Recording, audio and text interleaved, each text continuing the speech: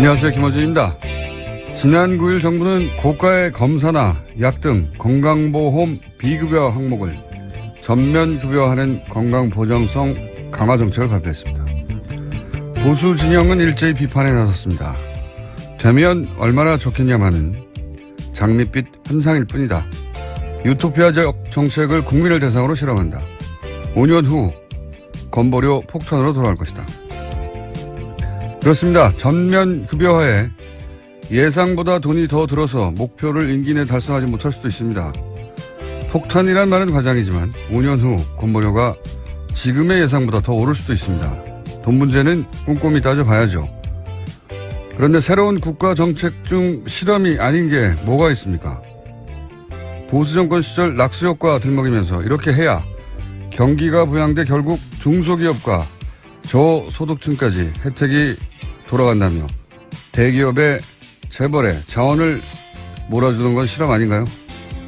그 정책은 실패하면 어디서 보상해 준다고 해서 했습니까? 그리고 이 정도가 장밋빛 환상이면 아예 무상 의료를 수십 년째 하는 유럽 국가들은 뭐가 됩니까? 보장성 70%로 가자는 게 유토피아면 이미 평균 80%가 넘는 다른 OECD 국가들은 뭔가요? 문제는 돈이 없는 게 아닙니다. 나라에 돈은 있어요. 그 정도의 돈은. 진짜 문제는 돈을 어떤 우선순위로 쓰느냐 하는 거죠. 이 정책은 큰 병을 치료비 때문에 제대로 치료를 받지 못하거나 집안 살림이 무너지는 일이 없도록 하는데 나라 돈을 쓰겠다. 이렇게 우선순위를 정해두는 겁니다. 이런 실험이라면 마땅히 해봐야죠. 김어준 생각이었습니다.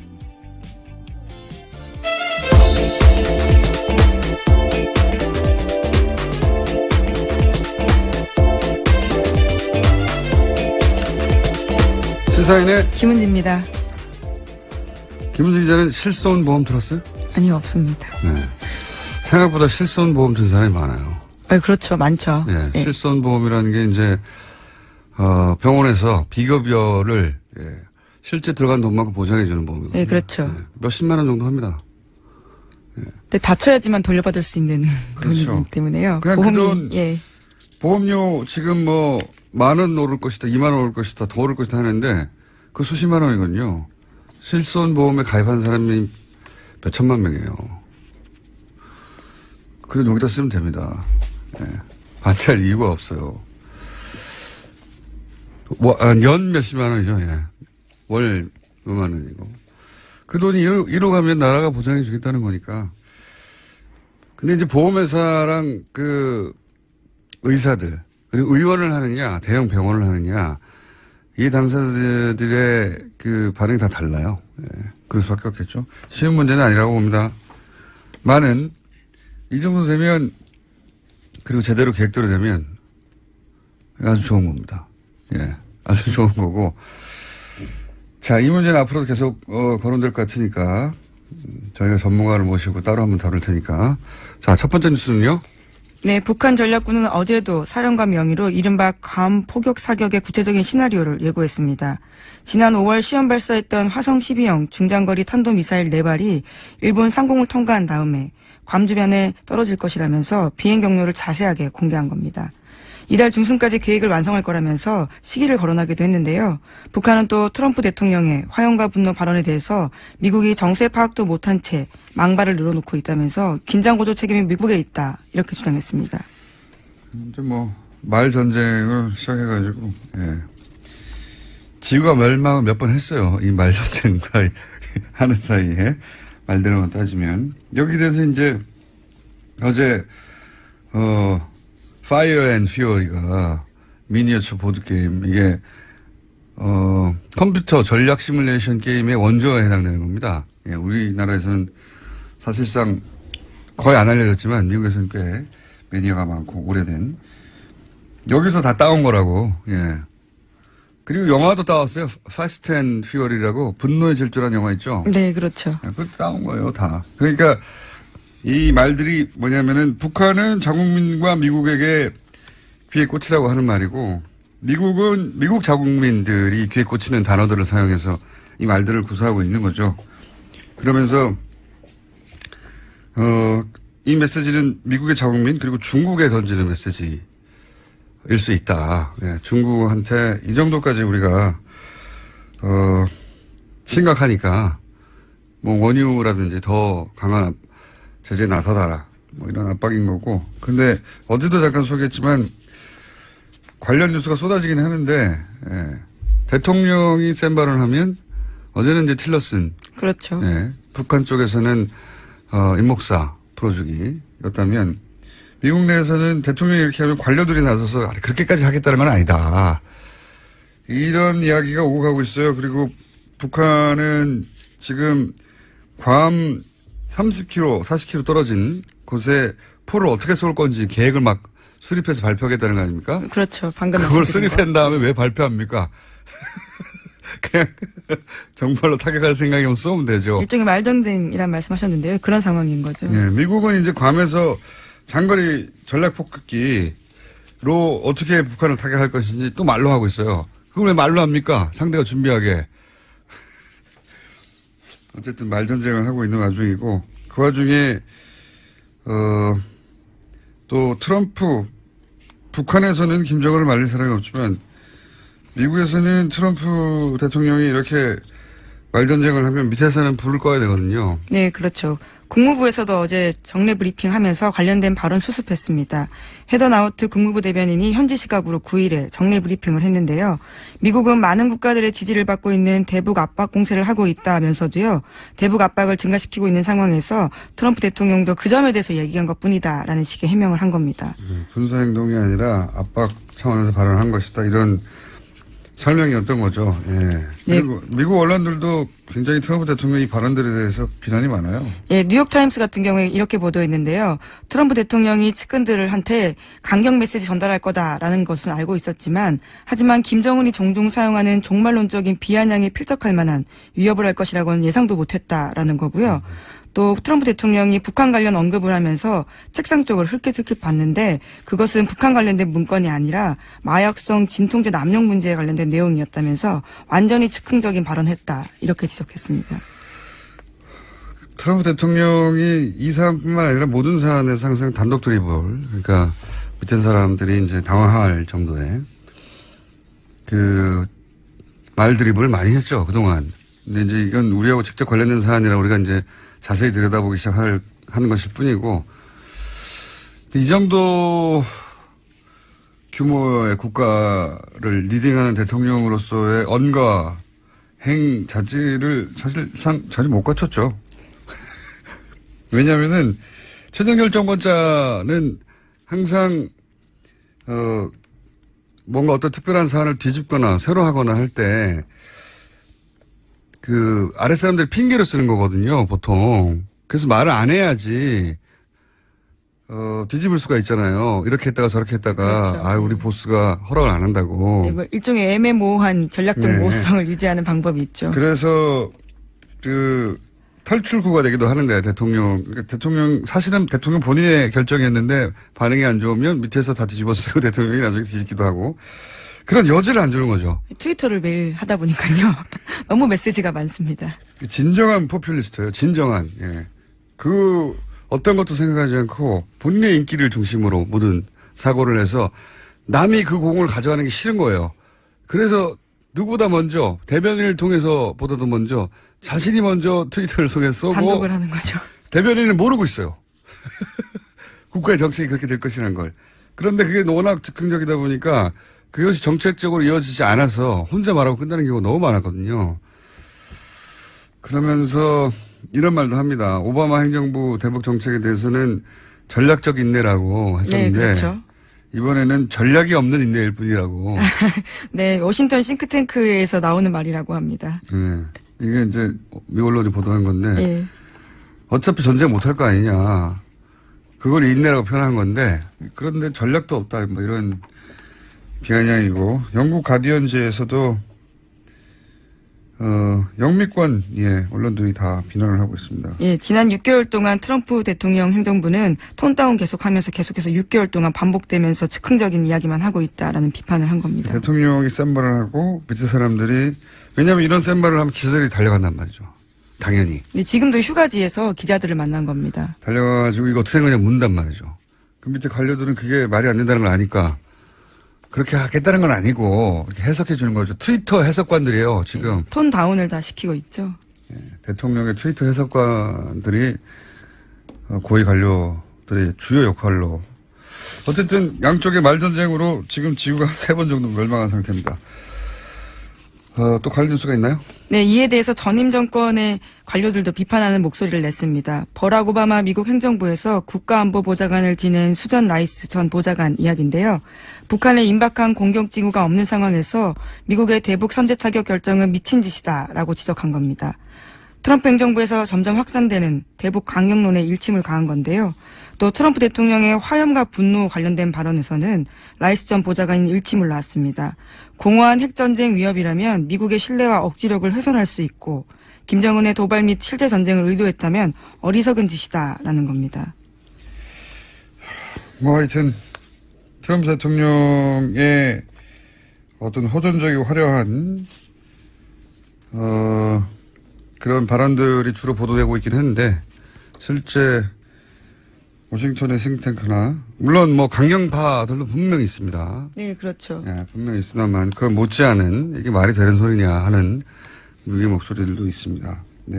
그리고 관료들이 톤다운 시키고 있는 것도 있고 물론 관료들 중에는 예방전쟁에 나서야 된다. 전쟁을 해야 한다고 하는 강경파도 물론 있습니다. 네, 맥메스터 국가안보보좌관 같은 경우에는 강경파로 분류되고 있습니다.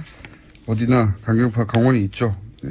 그런데 강경파만 있어서 곧 전쟁이 날 것처럼 보도되는 기사들이 많아서 저희가 그렇지 않은 목소리도 훨씬 보도되는 양보다 훨씬 많다 알려드리고요. 국내 보도되는 양보다. 그런데 이제 재밌는 것은 미국은 이 정도 되면 한국 국민들이 난리가 날 줄 알았나 봐요. 그래서 이제 외신을 보냈는데 너무 조용해가지고 놀랬다 이런 기사들도 있었어요. 예, 네. 국내에 대한 이야기인데요. 미국과 달리 한국은 놀랍도록 무감각하다라는 보도가 잇따랐습니다. LA타임스는 전쟁 촉발 상황에도 한국인들이 놀라울 정도로 심드렁하다라고 전했고요. 월스트리트 저널은 한국인들은 북한 리스크를 투자 기회로 보고 있다라는 식의 지적도 했습니다. TV조선이 이렇게 보도했어요. 한국은 놀랄 만큼 심드렁하다.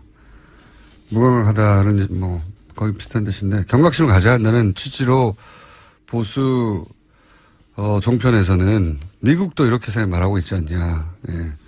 우리는 사실 이거 수십 년째 겪는 일이라 이쪽에 지금까지 이번에 지구 멸망 3번 정도 됐고요. 지금까지 하면 한 수백 번 정도 지구 멸망이 됐을 정도인데 보수 매체에서는 이제 경각심을 더 가져야 된다는 취지로 TV조선이 이제 이 보도를 했어요. 예. 하지만 TV조선의 직원들도 이 방송을 하며 방공호에 들어가서 방송하는 게 아니거든요. 예. 예. 보수 야당에서도 지금이 뭐 이렇게 할 때냐 하는데 다들 자기 집에서 잘 자고 있거든요. 예. 자기들 벙커로 들어가고 나서 이런 얘기를 해야죠. 자기들도 알거든요. 자, 오늘은 근데 인터뷰가 저희가 연속으로 2개가 잡혀가지고 제 발음도 세고 빨리 제목 몇 개 읽고 끝내야 될 것 같습니다. 자. 예, 어제 검찰 인사가 있었습니다. 네. 특검팀 검사들이 기술을 넘어 주요 보직에 박탈됐는데요. 특검팀에 함께 파견됐던 검사들이 이번 인사에서 윤석열 지검장 밑으로 대거 직결한 모양새입니다. 아마도 이제 검찰총장 인사까지 났으니까 윤석열 지검장이 뭔가 큰 드라이브를 가려고 하는 게 아닌가 같습니다. 자기들이 믿는 사람들을 데리고 온 거죠. 예. 시간이 너무 없네요. 오늘 여기까지 하고요. 예. 못다한 것은 월요일 다시 짚어보기로 하겠습니다.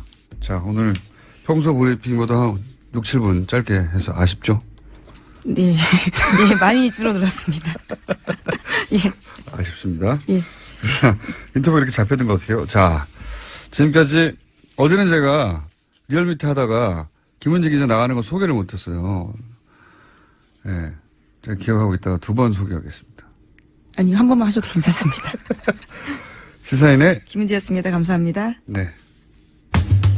2년 전 종교인 과세 법안이 국회를 통과했었죠. 그런데 종교인들의 반발로 시행이 3년간 유예됐었습니다.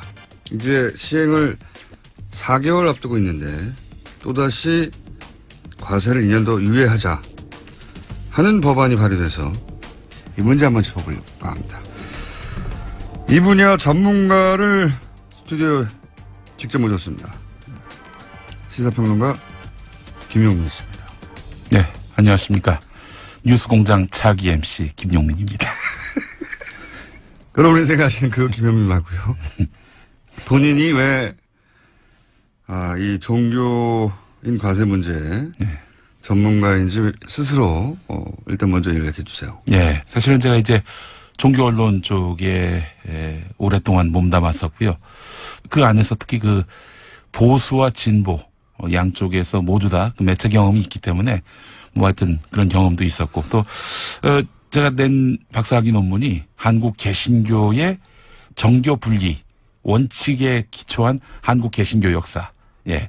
정교 분리. 예. 네. 정교 분리 문제와 관련해서는 또 제가 또 그거와 관련한 학위 논문도 냈었습니다. 부친이 목사님이시고. 그렇습니다. 예. 본인이 매주 예배를 인도하고 있습니다. 예. 네. 그리고 또 현재 목사 후보생을 하고 있습니다. 목사 후보생. 예. 자, 그럼 이 문제를 한번 본격적으로 짚어보겠습니다. 네. 그런 자격으로 이 문제를 이야기하러 왔는데 우선 이 종교인 과세를 특히 개신교가 네. 예. 왜냐하면 천주교에서는 이미 세금을 낸 지 오래됐어요. 그렇습니다. 예. 개신교가 반대하는 이유가 뭐냐? 간단하게 짚어주십시오. 예. 이 개신교 전부 반대하는 건 아니고요. 진보 개신교계 쪽에서는 납세의 의무를 왜 회피해야 하느냐. 예. 우리도 이제 납세하자. 가이사의 것은 가이사에게. 네, 그렇습니다. 이미 2000여 년 전 예. 세금을 내야 하느냐고 물었을 때 예. 예수께서 답하셨지 않습니까? 예. 가이사의 것은 가이사. 세금을 내라 이 말이죠. 예, 네. 그렇습니다. 근데 왜 안 내냐 이거죠. 사실 겉만 보면 도저히 이해할 수가 없습니다. 국민의 의무인 납세를 안 하겠다는 게 과연 정상입니까? 국민이면 다 세금을 내야죠. 국민이 세금을 안 내면 누가 세금을 내겠습니까? 현행 법 체계를 보더라도 국가가 세금을 안 거둘 뿐이지 목사님, 스님, 신부님, 교무님 이런 분들한테 세금 내지 마십시오. 이런 내용의 법 조항이 없습니다. 그러니까 그냥 법에 근거 없이 봐주는 거잖아요. 지금. 그렇습니다. 네. 이게 일제강점기 이후로 봐주고 있는 양상인데 박정희 대통령 시절에 한번 거두려고 했었어요. 그러다가 또 여러 가지 이유로 미뤄지다가 당시에는 보수 기독교계의 정권 차원에서 도움이 필요했었기 때문에 그랬다고 치고. 네, 그렇습니다. 근데 이제 보수 개신교계, 일부 개신교계의 반대 논리, 세금을 못 내겠다. 이런 논리를 보게 되면 도저히 납득하기 어렵습니다. 무슨 논리죠, 원래? 목사한테 그 근로소득세를 물다니, 목사가 근로자인가? 목사가 노동자인가? 예전에 교사가 노동자인가? 이런 그 시비를 걸었던 그런 정부도 있었는데, 어떤 목사님은 더 나갑니다. 일반 교인이 근로소득세를 떼고 헌금을 냈는데 그 헌금으로 사례금을 받는 목사가 또 근로소득세를 내면은 이건 이중과세다. 이런 주장을 펴고요. 요즘엔 좀 더 진화된 논리가 나왔습니다. 뭐냐면은 좋다.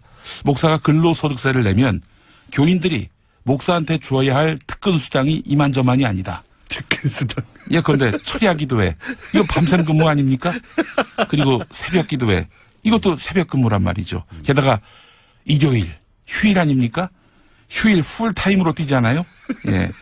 이거 줄 거 다 주면은 교인들 등골 휜다. 이러면서 또 교인들을 두둔하는, 그들의 입장을 대변하는 논리도 나오고 있습니다. 이런 논리들이 사실은 논파되거나 반박된 지가 오래됐어요. 네. 이미. 그걸 여기서 반복할 필요는 없을 것 같고. 네. 목회자들이 소득세 납부를 꺼리는 가장 근본적인 이유가 뭐냐 이거죠. 근본적인 이유가 잘 알려지지 않아가지고. 예. 그러니까 사실. 대부분 이런 특근수당 같은 굉장히 특이한 논리들이 되면 사람들이 웃는단 말이죠. 예. 웃긴 웃는데 진짜 이유를 모르니까 개신교 전체가 사실은 욕을 먹는 경우가 있어요. 그 무기 로비스트 일광그룹의 그 이태규 회장이라고 혹시 이름 기억하십니까? 압니다. 예. 네, 교회에 기부해가지고 예. 비자금을 처리했던 일명 클라라 회장이라고. 예. 이분이 예전에 그런 일이 있었어요. 지금 기독교 대한성결교회 본교회라는 교회의 장로인데 이 교회의 회사 간부가 본교회 목사의 동생입니다. 네, 이규태 회장은 이 교회에 헌금을 내는 척하면서 비자금을 조성한 혐의가 있어요. 헌금을 내고 그 헌금부터는 예. 헌금을 내는 순간부터는 블랙홀이에요, 블랙홀. 추적이 안 되니까. 예. 그다음부터는 어떻게 돌려받았는지 모르는 거죠. 예. 그래서 교회를 이용해서 10년 동안 100억이 넘게 돈 세탁을 했다는 예. 그런 혐의를 받았고요. 말씀하신 대로 교회에 헌금을 내면 그 돈이 어디로 어떻게 돌아가는지 이 자금 흐름을 파악할 수가 없습니다. 또 하나 사례가 있습니다. 명성교회. 명성교회. 대한예수교 장로회 통합 측 교회인데 모릅니다. 아마 세계에서 그 가장 큰 장로교회일 겁니다. 네. 저기 명일동 쪽에 있는데 네. 여기 김사만 담임 목사가 1,000억대의 비자금을 조성했다. 라고 하는 이야기가 있어요? 이 주장을 제기한 언론인이 있습니다. 네. 그리고 이 비자금을 관리하던 장로가 비관해서 스스로 목숨을 끊었다. 이런 주장입니다. 좀 무서운 스토리가 있네요. 스스로 목숨을 끊은 건 사실입니다. 네. 그래서 이 주장을 제기한 언론인을 상대로 해서 교인인데 네. 김사만 목사 쪽에서 고소를 했습니다. 네. 그래서 소송까지 갔는데 결과는 이 교인이 처벌을 받게 됐지만 법원이요 판결문에다가 1,000억보다는 적은 800억대의 비자금의 존재를 인정했습니다. 오. 예. 비자금 인정되긴 됐네요. 그렇죠. 목사의 비자금은 대부분 800억밖에 안 되는데 왜 1,000억이라고 했냐. 이걸로 처벌을 받았어요? 그럼? 세부적인 내용은 이야기하면 굉장히 긴데 요컨대 목사의 비자금은 대부분 교회로부터 나왔을 것이고 교회 수입은 곧 헌금 수입 아니겠습니까? 그렇죠. 이렇게 당연히. 목사님이 또 딴 주머니 차시는 그런 일도 발생한단 말이죠. 네. 이건 자, 이제 유명한 사례들이고. 그렇습니다. 그러니까 지금 이야기의 방향성은 교회를 통해서 예. 우리가 모르지만 특히 뭐 대형교회가 돼야지 뭐 헌금 액수 그 정도 커지겠죠. 예, 그렇습니다. 일부 대형교회를 통해서 그런 검은 돈들이 흘러가거나 혹은 뭐 깔끔하지 못한 돈들이 있을 수 있다. 예. 있을 수 있다. 그 헌금이 불투명한 자금 흐름 또 심지어 범죄에까지 오용되는 현실이 만연해 있음을 알 수 있는 거 아니겠습니까? 목사님도 모를 수도 있어요. 뭘 모르냐면 네. 헌금은 헌금이지 거기에 꼬리표가 붙어 있지 않잖아요. 예, 그렇죠. 그러니까 그 돈이 애초에 어떻게 형성됐는지 모를 수 있고 네. 다만 목사님이 모를 수 없는 부분이 뭐냐면 그거를 헌금하고 끝나버리면 네. 그 현금이죠. 네. 근데 이게 돌아갔다는 얘기잖아요. 예. 예? 그래야 이게 소위 비자금이 되는 거니까 예. 그다음부터 목사님 모를 수가 없죠. 게다가 또 이제 교회에서 헌금을 교인들이 낼 때 주로 현금으로 내지 뭐 카드로 한다든지 뭐 할부로 한다든지 이런 일은 거의 없단 말이죠. 그래서 사실은 헌금을 카드로 하면 되겠다 앞으로 그러면. 그런 교회도 사실은 없지 않습니다. 계좌로 요즘 그래요? 이체하는 방법도 있는데 예, 뭐 사실 뭐 편의성을 위해서 뭐 교인들의 편의를 위해서 네. 그렇게 할 수도 있다고 저는 보는데 투명성을 위해서. 네. 그래서 이런 은행들이 네. 교회를 무척 좋아했습니다. 옛날에. 아하. 왜냐하면은 매주 현금이 이렇게 융통이 되니까 네. 아주 큰 교회는 한 주에 그러니까 일요일에 14억의 현금이 헌금으로 매주. 거치는 예. 네. 이름을 대면 어떻게 됩니까? 대단히 큰 교회라고 말씀드리겠습니다. 이름을 대면 어떻게 되냐고. 이름을 대도 상관은 없습니다. 네. 됩시다 그럼. 여의도 순복음교회가 그랬습니다. 그런데 이제 흥미로운 거는 예. 조용기 목사가 거기 오랫동안 담임 목사를 했지 않습니까? 네. 조용기 목사가 설교를 하는 날은 이제 14억이 들어오고 평균. 이제 다른 목사, 그러니까 조 목사가 이제 해외로 출타하거나 그러면은 한 절반 정도 들어온다는 거예요. 이 이야기는 조용기 목사의 큰아들이 국민일보 노조위원장에게 했던 말이기도 합니다. 예. 예. 근거가 있는 이야기입니다. 그런데 예. 그러면은 지금 한 얘기하고 이 소득세 납부를 하지 않는 것과 연결성이 있다? 연결되는 고리가 있다? 그렇습니다. 이런 자금 흐름이 불투명한 그 교회를 비자금 돈 세탁의 어떤 창구로 활용할 가능성이 높다는 그런 정황들을 제가 설명드렸잖아요. 이런 와중에 목사님이라고 치고 예. 이런 와중에 목사님에게 근로소득세를 문다면 당연히 목사의 수입이 제대로 신고되고 있는 건지 신고되지 않는다면 교회 내의 자금 흐름이 어떠한지 세무 공무원들이 관심을 갖지 않겠어요? 그러니까 교회를 대상으로 한 꼭 비자금이 있어서가 아니라 네. 제대로 소득세를 내고 있는지에 대해서 예. 교회 회계를 들여다볼 수가 있고 그렇습니다. 그러면 말하자면 세무조사를 할 수도 있고 조세 포탈이 짐작된다면 아무래도. 그러니까. 예. 그래서 이 세무조사까지 가게 된다면은 이거는 교회로서는 아주 최악의 상황이라고 판단하고 있는 거예요. 그래서 그러니까 이제 국가가 세무조사 권한을 근본적으로 가지는 걸 싫어한다. 예, 그렇습니다. 대형 교회들은 예. 꼭 거기에 비리가 있어서라기보다는 예. 뭐 그 비리의 사례도 있지만 예. 근본적으로 교회 회계 장부를 들춰보는 걸 싫어한다. 네, 그렇습니다. 이때까지 마음대로 했었는데. 네. 그래서 사실은 이제 이 보수적 기반의 교회 연합단체장들이 하는 얘기가 목회자 과세는 교회를 파괴하려는 음모가 있다. 이렇게 주장하고 있는 겁니다. 아니 세금 내면 되죠. 사실 여의도 순복음교회 조용기 목사 같은 분은요. 이미 1973년 여의도 순복음교회가 여의도로 왔을 때 그전에 서대문에 있었는데요. 73년 올 때부터 본인을 포함해서 소속 부목사들 전원이 다 근로소득세를 내고 있습니다. 자, 여기서 이제 오해 소지가 있으니까 모든 교회가 무슨 기부 헌금을 통해서 비장을 조성했다는 게 아니라 예. 대형 교회에 그런 사례가 있었고 네.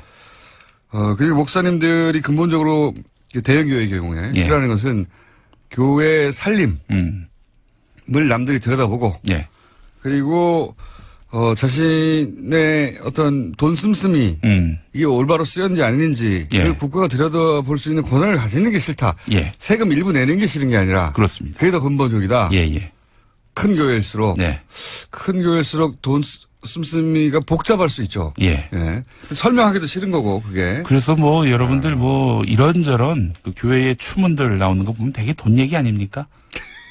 자금 흐름이 투명했다면은 이런 일들이 거의 없었겠죠. 자, 거기까지는 어느 정도 이해했어요. 네. 또 대형 교회 지금 계속 거론하는 게 대형 교회 중심인데. 예. 대형 교회에서 반론이 있으면 저희가 얼마든지 받아들입니다. 예. 모든 대형 교회가 그렇다는 게 아니고 모두 다 비자금이 있어 그렇다는 얘기는 전혀 아닙니다. 예, 뭐 그 교회 안에서도 보수 교회 중에서도 이렇게 여의도 순복음교회 같이 보수로 좀 분류되는 측면이 있지 않습니까? 이렇게 납세의 의무를 이행하는 교회도 분명히 있다는 점을 말씀드리고요.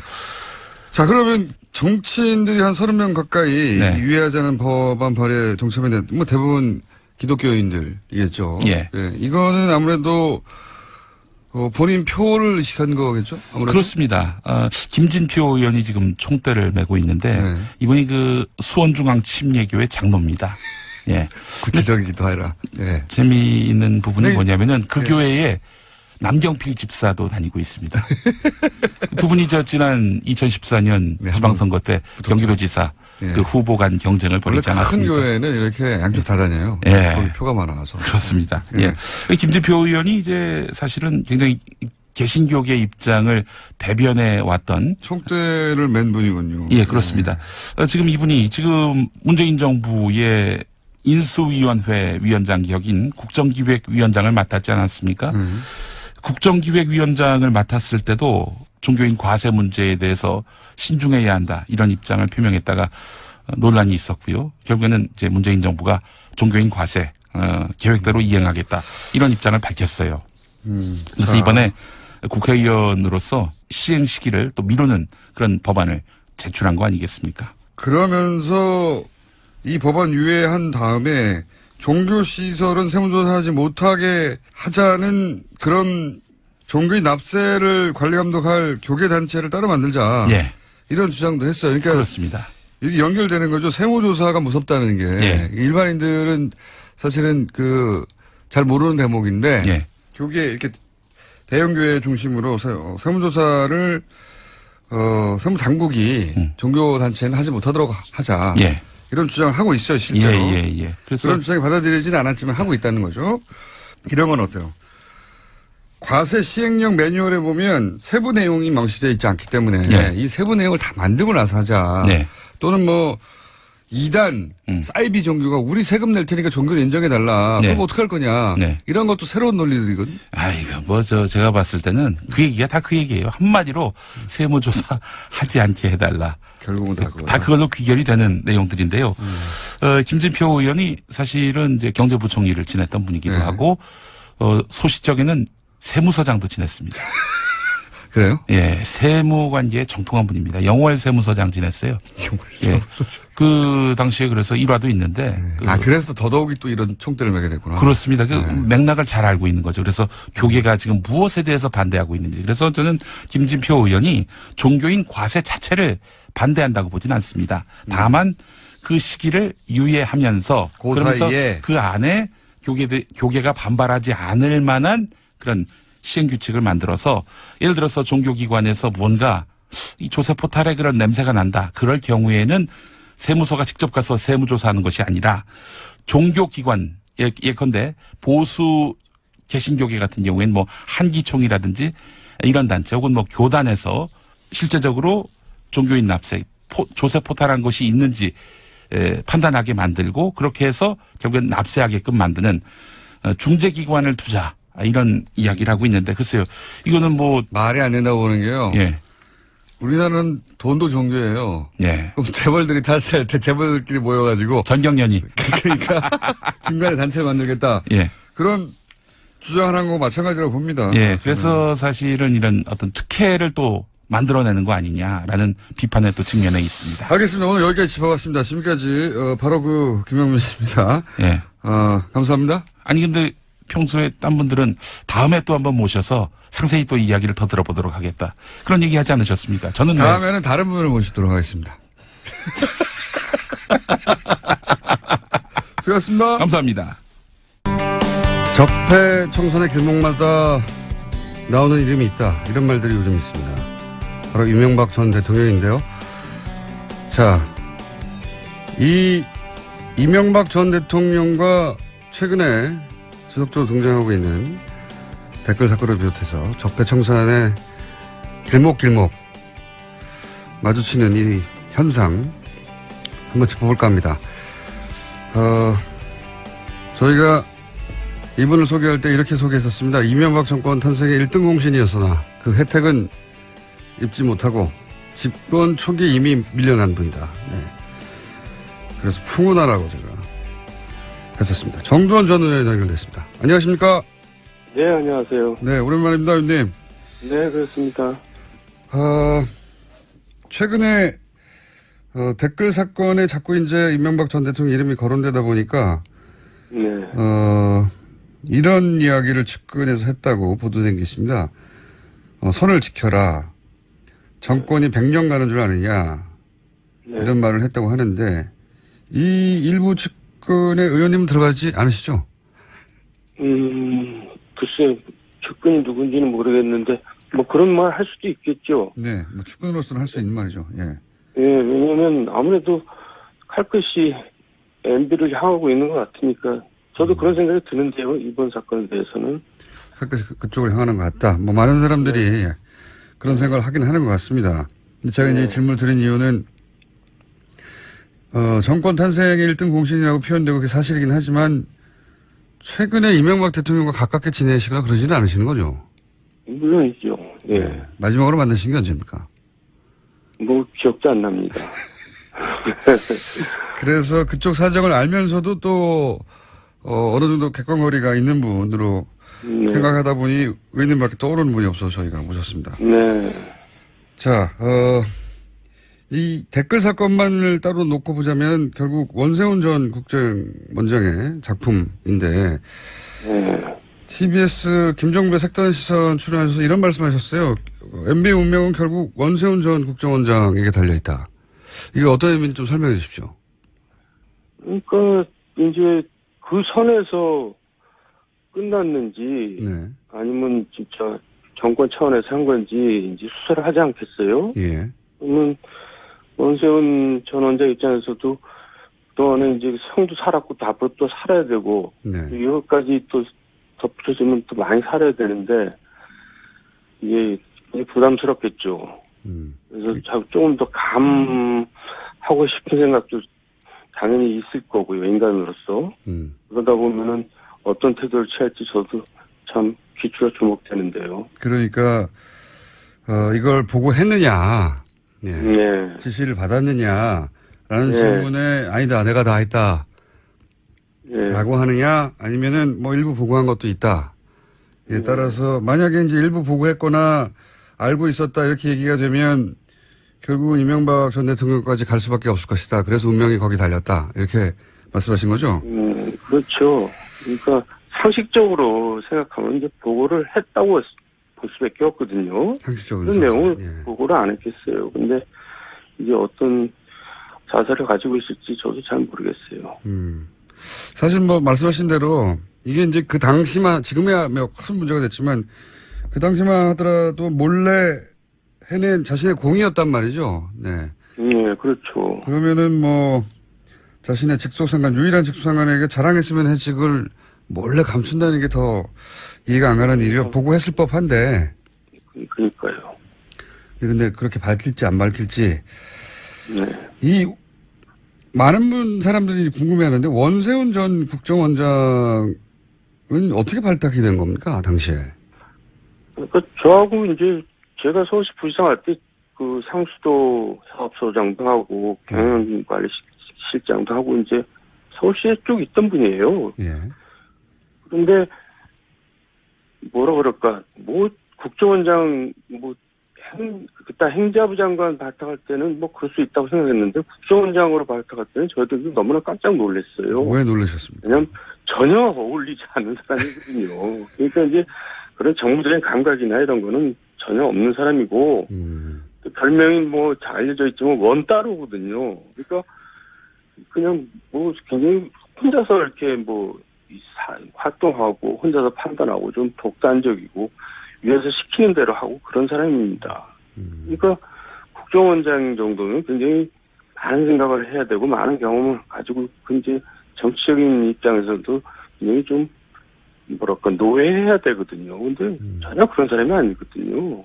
근데 어떻게 발탁이 됐죠? 그러니까 이제 MB 인사의 특징은 뭐냐면 적재적소는 전혀 아니고 전문성이나 이런 건 고려하지 않고 모든 건 다 내가 알아서 하고 내가 시키는 대로 그냥 잘하는 사람이 이제 최고라고 생각하는 인사죠. 보통 인사가. 그러니까 시키는 대로 잘하거든요. 그러니까 발탁을 한 것 같아요.